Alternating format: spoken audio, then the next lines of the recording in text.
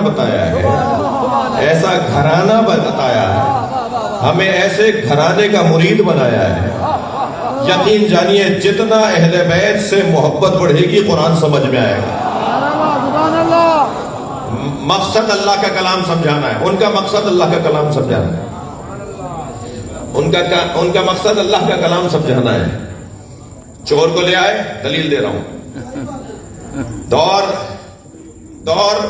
متوکل کا ہے، چور کو سزا سنا دی قاضی نے کہ فَاقْطَعُوا أَيْدِيَهُمَا، دونوں ہاتھ اس کے کاٹ دیے جائیں۔ اب قرآن کیا کہہ رہا ہے؟ دونوں ہاتھ کاٹ دیے کس کے؟ السارقہ السارق والسارقہ، چور ہو یا چور مرد ہو یا چور عورت ہو، اس کے دونوں ہاتھ کاٹ دیے جائیں۔ اب ہاتھ کاٹنے کے لیے جلاد تیار، میرے مولا امام علی نقی علیہ السلام،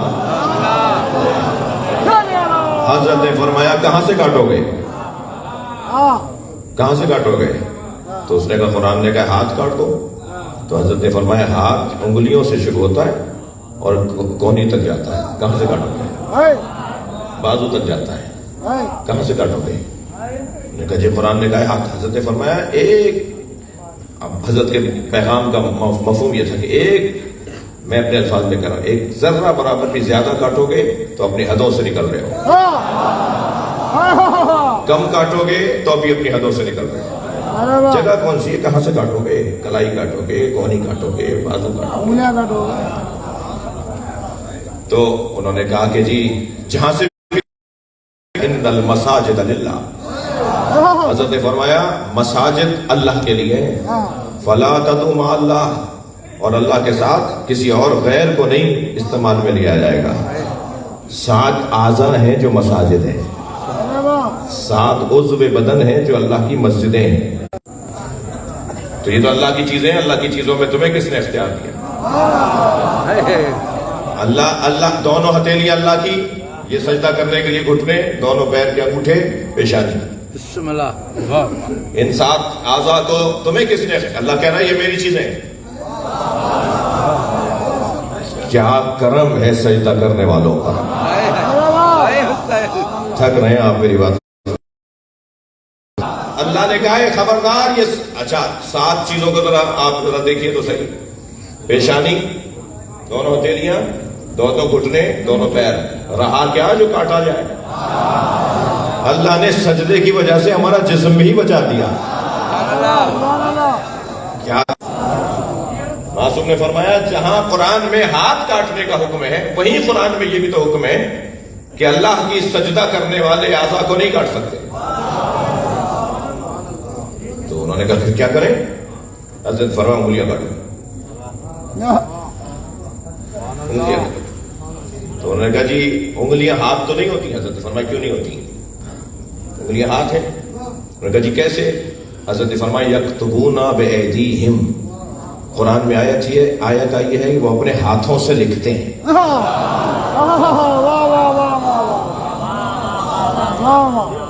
کس سے لکھتے ہیں؟ ہم انگلیوں سے لکھتے ہیں۔ قلم کہاں پکڑا آتا ہے؟ قلم کہاں پکڑا جاتا ہے؟ حضرت نے فرمایا ایک جانب حکم ہے کہ چور کا ہاتھ کاٹ دو، دوسری جانب حکم ہے کہ سجدہ گاہ، سجدے کی جگہیں، اعضاء سجدہ اللہ کی چیز ہے، کسی اور کو اختیار نہیں ہے۔ دوسرا خود قرآن کہہ رہا ہے کہ تو ہم تو انگلیوں میں قلم پکڑ کے لکھتے ہیں۔ اب یہ تفسیر کون بتائے گا؟ بڑے بڑے لوگ رہ جاتے تھے، جب بد گلی میں آ جاتے تھے تو راسخون فی العلم آ کے بتاتے تھے کہ اس کا مطلب کیا ہے۔ آپ کی توجہات میرے جی۔ ایسے ہی ایک مرتبہ ایک اور بادشاہ کی ماں نے منت مانی، جب اس کا بیٹا بادشاہ بیمار ہوا کہ یہ ٹھیک ہو جائے گا تو میں اللہ کی راہ میں کثیر صدقہ دوں گی۔ بیٹا ٹھیک ہو گیا جی، کثیر صدقہ دینا ہے، بلا لیا درباری ملاؤں کو، پسند نہیں آئے تو زیادہ بتاؤں گا تو بیگم صاحبہ زیادہ خوش ہو جائیں گی۔ تو انہوں نے کہا جی تو اور شریک ہو گیا۔ اس نے کہا 30 والے سے بھی پوچھوں گی کہ تم 30 کیوں کہہ رہے ہو، اور آپ سے تو اب پوچھوں گی کہ آپ نے 40 کیوں کہہ دیا۔ تو تیسرے ملا سے پوچھا تو انہوں نے کہا کہ 50 دے دیجئے. تو انہوں نے کہا جی اب آپ سے بھی پوچھوں گی کہ آپ 50 کیوں دے دیں. اب یہ تعداد اوپر نیچے کہہ لیں جی آپ پہ اتفاق ہی نہیں ہے, کوئی کہہ رہا ہے 30, کوئی کہہ رہا ہے 40, کوئی کہہ رہا ہے 50. تو کتنا دوں؟ تم تو پہلے طے کرو کہ میں کتنا دے دوں تو کثیر کہلائے. اب جب بھی انہیں مشکل پڑی ہے نا, وہ دور مولا علی کا ہو یا مولا علی کی اولاد کا دور, جب کبھی یہ پھنسے ہیں مشکل میں آئے ہیں تو فوراً کہتے ہیں کہ جعفر صادق سے پوچھو, محمد باقر سے پوچھو. تو انہوں نے کہا کہ یہ محمد تقی سے پوچھو. حضرت سے پوچھا گیا, حضرت نے فرمایا ان سے کہو کہ 80 عدد کی کوئی بھی چیز اللہ کی راہ میں دے دیں.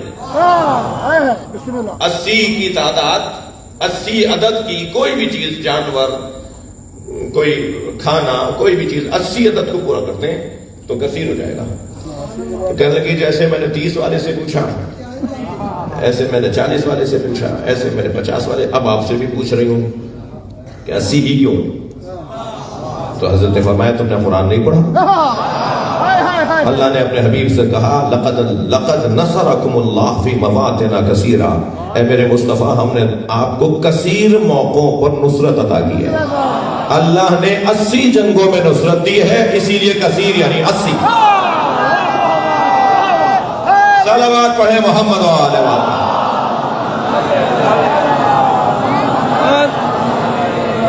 یہ ایک بڑی حسین بحث ہے کہ قرآن کا ظاہر بھی ہم نہیں سمجھ سکتے جب تک کہ ہمیں کوئی معلم پڑھائے نہیں. ہم قرآن کا باطن بھی نہیں سمجھ سکتے جب تک کہ راسخون فی العلم ہمیں نہ بتائیں. میں نے آپ سے پہلی مجلس میں کہا تھا, اگرچہ نسبتاً اس دن آپ نہیں تھے, یعنی اتنی تعداد میں نہیں تھے, ہم نے کہا تھا کہ ہمارے قرآن کے حوالے سے 3 عقیدے ہیں. قرآن کے حوالے سے میرا بچہ ذہن میں بٹھا کے جائے کہ ہمارے 3 عقیدے ہیں. سب سے پہلا عقیدہ قرآن کلام